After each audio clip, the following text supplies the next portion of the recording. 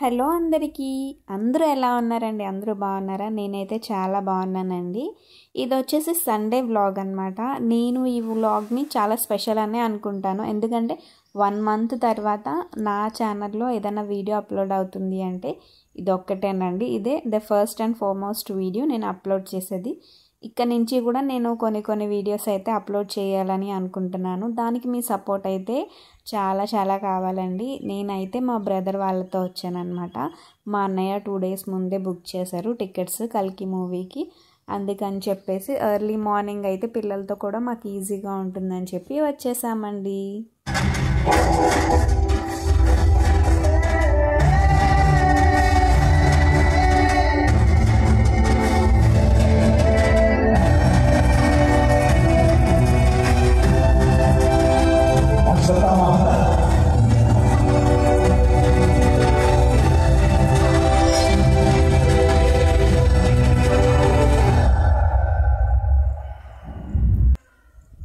ఆ వీడియోని పైరసీ మాత్రం అని అనకండి, ఏదో చిన్న బిట్ అయితే తీసాను. సో మూవీ అయిపోయిన తర్వాత మండీకి వెళ్ళామండి. మండీలో అయితే మేము ఏమేమి తిన్నామో తెలుసా? మిక్స్డ్ మండీ తీసుకున్నామండి. కానీ ఈ మండీ వచ్చేసి మా ఓవరాల్గా 5 పర్సన్స్కి చాలా ఎక్కువైపోయింది అనమాట.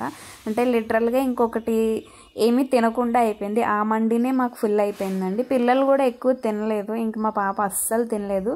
చూడండి, మిక్స్డ్ మండీలో ప్రాన్స్, మటన్, చికెన్ ఇచ్చారనమాట. ఫిష్ కూడా ఇస్తారు, కానీ ఈసారి ఎందుకో వాళ్ళు ఫిష్ అయితే ప్రొవైడ్ చేయలేదు. బట్ ఓవరాల్గా ఎల్మంచిలో ఉన్న మండీ దాబా అయితే ఎక్సలెంట్. ఫుడ్ అయితే చాలా బాగుంది. కర్రీస్ అన్నీ కూడా బాగున్నాయి.